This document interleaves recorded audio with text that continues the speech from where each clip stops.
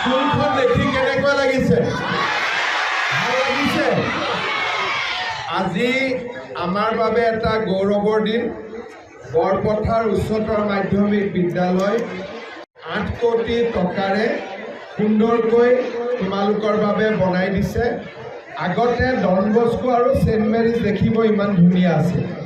এতিয়াৰ পৰা আমাৰ অসমীয়া স্কুলবিলাকো দেখিব এনেকুৱা ধুনীয়া হ'ব।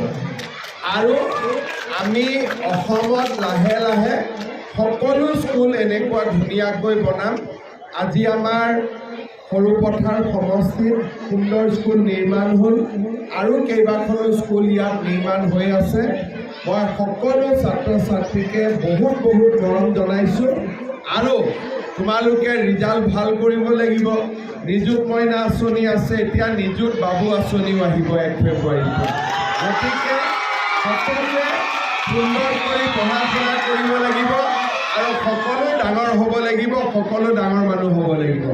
সকলোৱে আমাৰ বিধায়ক বিশ্বজিৎ ফুকন ডাঙৰীয়াক আমি ধন্যবাদ দিছোঁ এই স্কুলখন সুন্দৰ কৰি নিৰ্মাণ কৰি দিয়াৰ কাৰণে। আৰু সকলো শিক্ষক শিক্ষয়িত্ৰী ছাত্ৰ ছাত্ৰীক নতুন বছৰৰ শুভেচ্ছা জনাইছোঁ আৰু ভোগালী বিহুৰো আগতীয়াকৈ সকলোকে ওলগ জনালোঁ। বহুত ধন্যবাদ। জয় হিন্দ, বন্দে মাতৰম। যিকোনো খবৰৰ বাবে যোগাযোগ কৰক আমাৰ এই নম্বৰত 9181 307 221।